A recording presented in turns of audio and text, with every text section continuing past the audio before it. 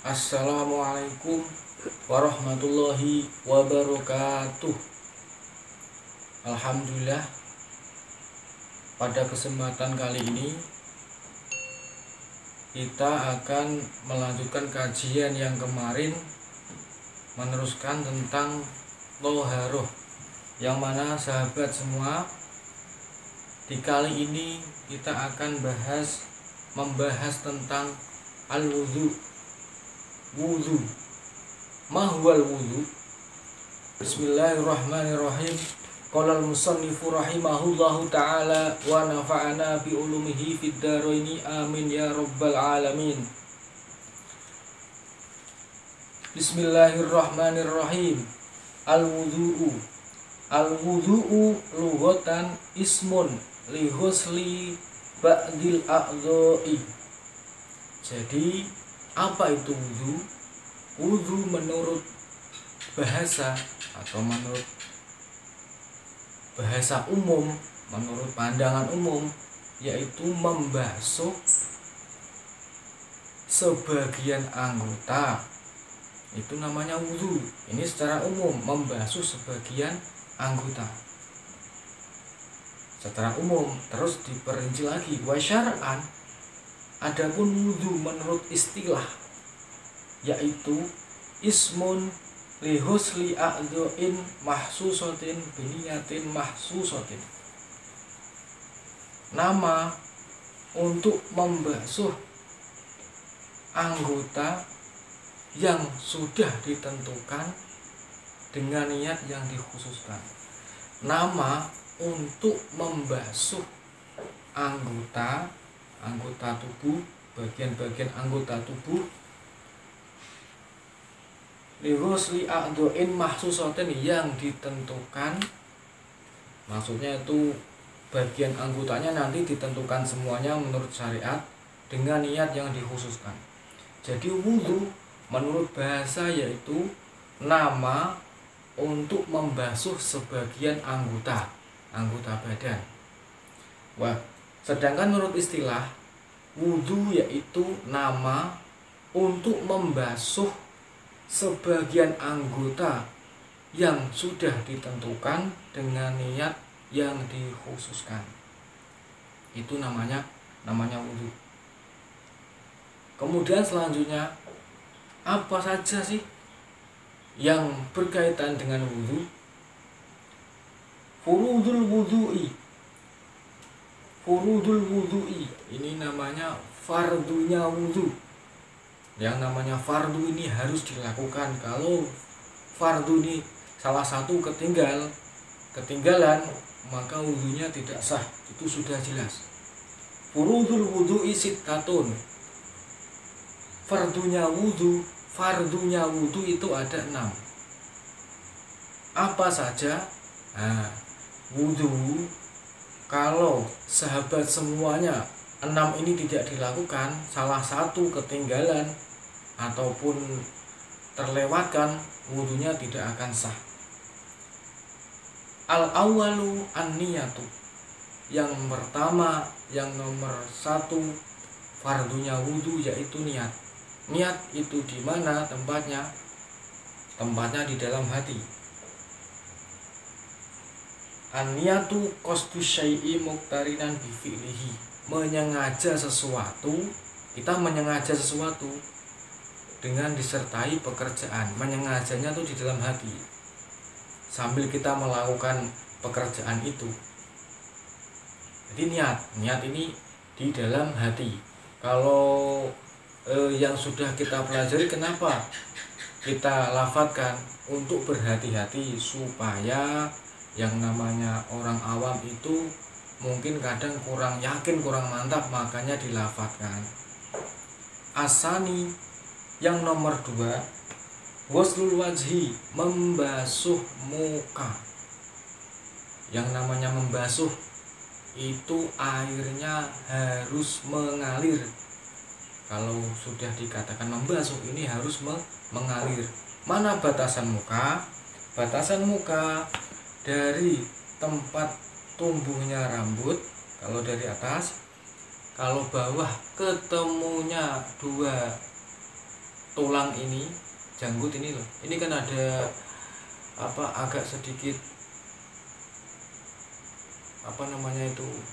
agak sedikit kalau bahasa orang Jawa itu agak sedikit dekok, ini namanya, ini batasan muka. Kalau samping dari pendilan kuping kanan sampai pendilan kuping kiri. Jadi kalau membasuh muka harusnya sini ke sini sampai ke sini, sampai ke sini, ke sini, ke sini, sampai ketemu sini. Harus mengalir airnya seperti ini. Ini kalau diperhatikan dengan air, mungkin sudah paham batasan muka. Dari tempat tumbuhnya rambut bawah itu ketemu dua tulang janggut. Kalau yang samping kanan sama samping kiri itu pendilan kuping ini. Ini yang nomor 2, asalisu ghusl yadaini ma'al mirfaqaini. Yang nomor 3, membasuh lagi, ini harus mengalir, membasuh kedua tangan. 1, 2, ini tangan ya, membasuh kedua tangan ma'al mirfaqaini, besertaan kedua siku. Jadi kedua siku ini juga harus dibasuh. Makanya untuk berhati-hati kalau wudhu, membasuhnya itu dilebihkan, pada siku itu dilebihkan lagi supaya berhati-hati. Kalau sudah dilebihkan, pastinya sikunya juga ikut kebasuh. Kemudian yang nomor 4, mashur ro'si. Apa itu mashur ro'si? Mengusap sebagian kepala, mengusap kepala. Kita ambil air sedikit, kita usapkan ke kepala kita. Depan sini cukup, belakang sini cukup, samping sini cukup. Yang penting di kepala. Kalau rambutnya panjang, perempuan sampai pinggang, apakah bisa diusap di pucuk rambut yang di pinggang? Enggak bisa, karena batasannya itu sampai tengkuk yang belakang. Kalau rambutnya panjang, yang belakang ini batasannya tengkuk. Kalau yang samping batasannya pundak sini, sampai sini, rambut sampai sini. Kalau melebihi sini, misalnya ini rambutnya depan ini sampai sini, saya basuh yang sini, tadi habis minyak, pakai minyak wangi, nanti hilang minyaknya, saya usap sini, nggak bisa.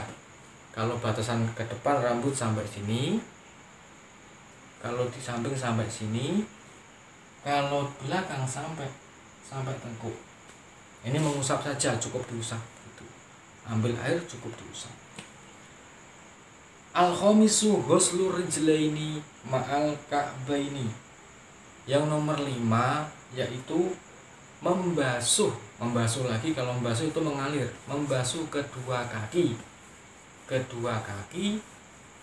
ma'al ka'baini, beserta kedua mata kaki. Makanya untuk berhati-hati, kita membasuhnya di atasnya mata kaki, supaya mata kaki kita itu sudah ikut terbasuh semua kalau dilebihkan gitu.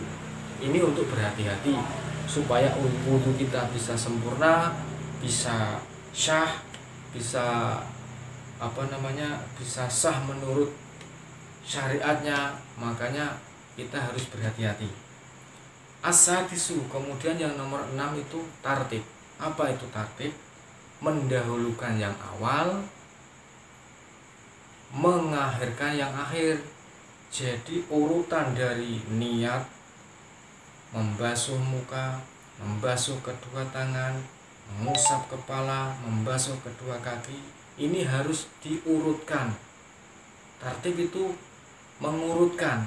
Jadi urutan pertama ya harus taruh pertama. Nggak bisa kita wudhu mulai kaki dulu, tuh nggak boleh. Soalnya ini tidak termasuk kategori tartib.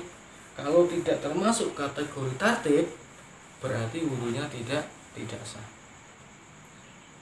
Kita rangkum jadi satu. Jadi fardunya wudhu itu ada 6. Yang pertama niat, yang kedua membasuh muka, Yang nomor 3, membasuh kedua tangan besertaan kedua siku.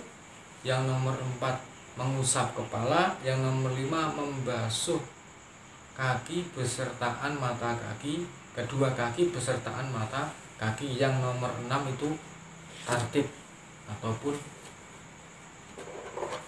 mengurutkan urutan dari awal sampai akhir tersebut.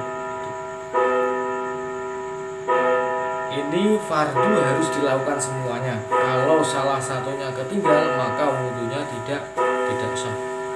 Mungkin cukup sampai sini dulu kajian kita pada pertemuan kali ini. Wallahu a'lam bishawab. Akhirul kalam wal afu minkum. Assalamualaikum warahmatullahi wabarakatuh.